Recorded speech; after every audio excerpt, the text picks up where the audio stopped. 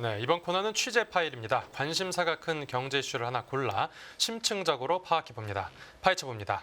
최근 금융시장의 핵심 위험 요인을 하나 꼽자면 중동 지역에서 커지고 있는 지정학적 불안을 들 수 있습니다. 그런데 이스라엘과 하마스 간 무력 분쟁이 벌어지면서 오히려 반사 이익을 누리는 곳도 있는데요. 바로 무기를 만들어서 파는 방산업체입니다. 오늘 취재 파일에서는 글로벌 금융시장 동향 국제경제부 진정우 기자가 전해드립니다. 네, 어서 오십시오. 안녕하세요. 네, 금융시장이 중동 지정학적 이슈 때문에 조마조마하고 있는데요. 네. 지금 분쟁 상황 어떻게 흘러가고 있습니까? 이스라엘과 팔레스타인 간의 전쟁이 10월 초에 발발했습니다. 그로부터 약 한 달여 정도 시간이 지났는데 네. 이스라엘이 11월 들어서 이제 본격적으로 지상전을 시작을 하면서 전쟁은 다소 장기화되는 방향으로 전개되는 것 같습니다. 네. 지상전에 들어가는 만큼 이스라엘은 일단 현재 전쟁 무대가 되고 있는 가자 지구에서 그 지역 완전히 장악하려고 할 것이란 말이죠. 근데 이제 이번 전쟁 방어선을 당긴 하마스가 가자 지구에서 수십 개의 땅굴을 파고 그 땅굴 곳곳에 숨어 있으면서 약간 게릴라 형식으로 대응을 하고 있는 상황입니다. 네. 근데 그 곳곳에 있는 하마스들을 모두 다 제거를 하는 게 이스라엘의 당면 과제이기 때문에 네. 어쩔 수 없이 전쟁은 장기화될 수밖에 없다는 게 중론인 거죠. 네. 반면 근데 전쟁이 장기화하면서 주요 글로벌 방산 업체들, 방산주는 반사 이익을 누릴 것이라는 관측도 일단 힘을 얻고 있습니다. 네. 아무래도 이스라엘이 미국의 우방, 거의 맹방이라고 볼 수 있는데 전쟁이 장기화할수록 미국의 군수 업체들이 미국 정부를 통해서 무기를 이스라엘에 더 많이 판매할 수 있을 것이다라는 네. 관측이 힘을 얻고 있는 거죠. 이번 분쟁이 사우디나 아랍에미리트 같은 이제 다른 중동 지역으로 번지면 그래도 더 장기화할 우려도 있는 거고요. 더 장기화할 수 있습니다. 네. 이제 말씀해주신 김에 미국 군수 업체들도 하나하나 살펴보자면 네. 이제 미국에서 가장 유명한 방산업체라고 하면 로키드 마틴이 가장 먼저 떠오르는데요. 네. 이 주요 방산업체들 여기까지 소개해 주시죠. 네, 말씀하신 대로 미국 방산업체의 상징 로키드 마틴이 가장 유명하죠. 로키드 마틴은 세계 최대 항공우주 방산업체이자 미국 정부의 최대 방산업체 파트너입니다. 네. 세계에서 가장 비싼 전투기로도 잘 알려져 있는 F-35 비행기 같은 경우도 로키드 마틴이 만들고 주요 계약 업체이고 네. 그 외에 각종 첨단 미사일이라든지 전자장치 분야에서도 그 분야를 선도하고 있죠. 네. 그리고 군용기 외에도 육해공, 해병대, 우주, 항공 모든 분야에서 다 영향력을 발휘하고 있고 네. 시가총액 또 전 세계 군수업체에서 가장 큰데 현재 기준으로 약 1,100억 달러에 달합니다. 지금 하나 기준으로 하면 거의 한 140조 원 정도 되는 거죠. 엄청난 업체입니다. 예. 그리고 로키드 마틴과 함께 주요 방산업체로 항상 꼽히는 곳이 노스롭 그루만이라는 곳인데요. 노스롭 그루만이요. 네. 네. 각종 종합지에서 보이는 레이더에 잡히지 않는 폭격기, 스텔스 폭격기 많이 들어보셨죠? 예, 그래서 스텔스 폭격기를 만드는 데가 이 노스롭 그루만입니다. 핵심 기술을 가지고 있습니다. 네. 또 대규모 우주 관련 사업도 진행을 하고 있고요. 그다음에 핵미사일이라든지 잠수함이라든지 하여튼 약간 각종 레이더 탐지를 피해가는 쪽 특화된 기술로 다양한 분야에서 이제 군수품을 납품을 하고 있는 업체라고 보시면 돼요. 네네. 세계적으로도 매출 기준이 5위인 방산업체고요. 그 외에 하나만 더 말씀드리자면은 이제 제너럴 다이내믹스라고 있는데요. 네. 앞에 두 그 기업들과 다르게 약간 원자력 잠수함이라든지 전투기, 폭격기 이런 미사일 등을 만들고 특히나 이 제너럴 다이내믹스는 미국 육군과 긴밀한 협력 관계를 갖고 있어서 미국 육군의 탱크라든지 대전 차포라든지 이런 부분을 주력으로 납품하고 있다고 보시면 됩니다. 로키드 마틴, 노스롭 그루만 그리고 제너럴 다이내믹스 이렇게 제너럴 다이내믹스. 이렇게 세 개가 미국을 대표하는 방산 업체라고 소개해 주셨는데요. 네. 그러면 중동에서 무력 분쟁이 발생하고 나서 이 해당 업체들이 실제로 혜택을 받습니까? 네, 일단 당장은 주가는 빠르게 반응을 하고 있는 것 같습니다. 예. 이팔 전쟁이 터진 후 주요 미국 방산업체 주가가 일제히 상승을 했는데요. 로키드 마틴 같은 경우에는 이스라엘과 하마스 간 전쟁이 터지기 전인 10월 6일에는 주가가 375달러 수준이었는데 네. 주가가 이달 초에는 한 달여 기간이 지나서 433달러까지 약 15% 상승했습니다.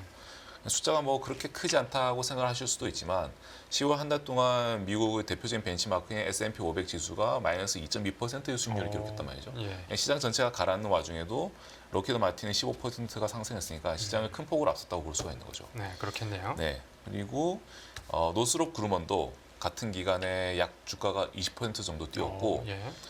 제너럴 다이내믹스도 같은 기간에 약 10% 주가가 올랐습니다. 네네. 그러니까 사실상 전쟁으로 수많은 사상자가 나오고 있지만 미국에 있는 군수업체들은 반사이익을 누리고 있다고 볼 수 있는 거죠. 노스룩 그루만 주가가 제일 많이 올랐네요. 네네. 스텔스기가 좀 많이 팔렸나 봅니다. 뭐 그렇게 보실 수도 있습니다. 네. 그 외에 이제 주가가 오른 것은 어떤 실적 기대감이 반영이 됐기 때문인데요.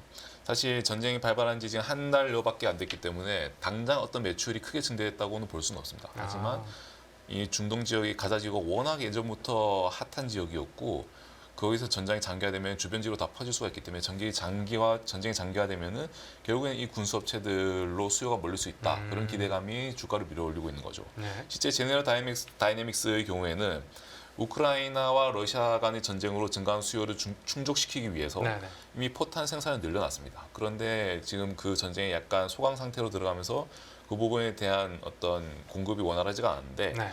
이번에 이스라엘과 팔레스타인 간의 전쟁이 발발하면서 수요가 폭발적으로 증가했다고 제너럴 다이내믹스가 직접 밝히기도 했습니다. 이제 폭발적으로 증가했다. 미리 만들어 놓은 재고를 떨었네요. 네. 뭐 4분기 실적이 잘 나오면 뭐 주가도 더 뛸 수도 있고요. 그렇습니다. 네. 그러니까 한쪽에서는 뭐 말씀해주신 대로 전쟁의 사상자가 늘어나고 있는데 네. 다른 한쪽에서는 장사가 잘 되고 있다고 하니까 네, 이게 뭔가 씁쓸한 것 같기도 하고요. 맞습니다. 앞에서 방산업체들 무기 수요가 이제 폭발적으로 늘었다라고 하셨는데 네. 대체 어떤 무기들이 그렇게 인기가 많은 겁니까?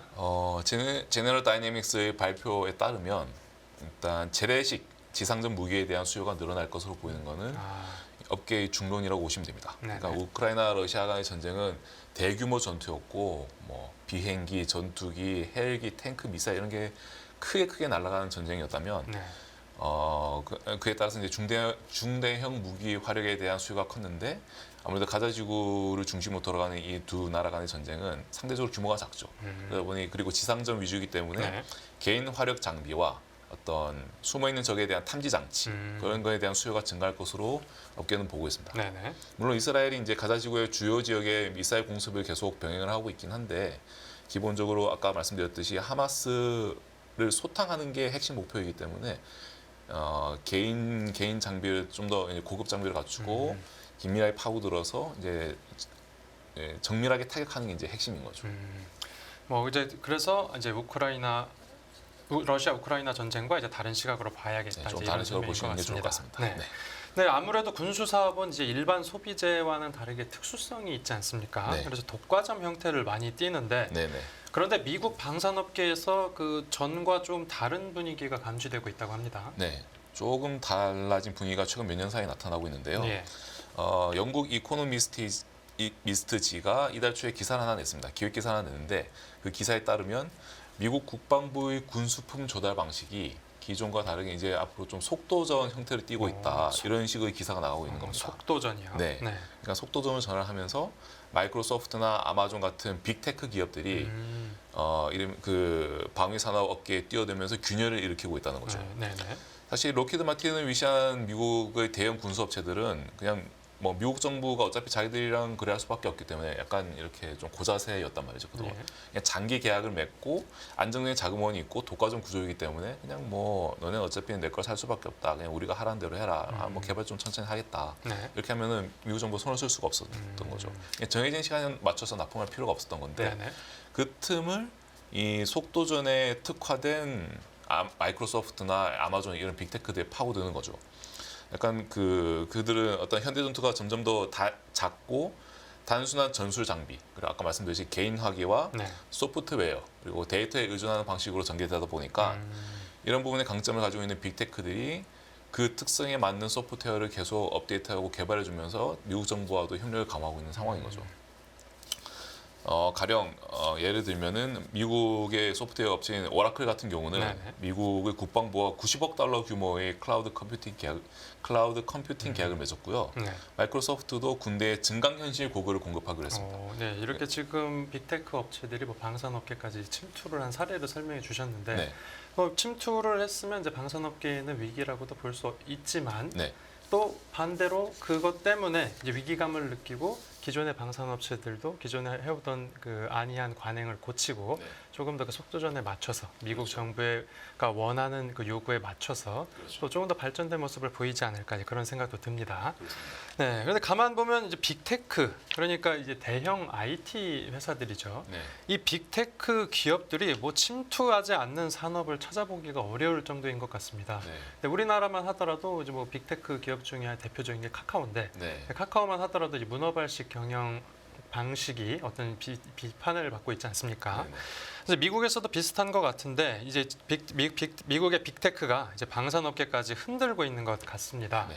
이 빅테크의 영역 침범이 기존에 있던 그 정통 방산업체들의 주가에는 네. 그럼 과연 부정적으로 작용할 만한 요인으로 봐야 되겠습니까? 또 꼭 그렇지만은 않다고 보는 월가 분석가들도 많습니다. 예. 사실 빅테크들이 방산업계의 어떤 소프트웨어라든지 그런 부분에서 일정 영역을 차지할 수는 있지만 기본적으로 무기 자체를 생산하는 능력은 없거든요. 아 그렇죠. 그렇죠. 네. 소프트웨어를 아무리 업데이트라도 결국에는 무기를 만드는 그 핵심 기술이 있어야 되는데 그거는 군수업체들이 전부 독과점식으로 갖고 있기 때문에 그 부분은 상당 기간 넘볼 수 없는 부분이고요. 그런 부분에서 군수업체들의 뭐 기존의 산업 그런 영향력은 뭐 공고하다고 볼 수 있습니다. 예.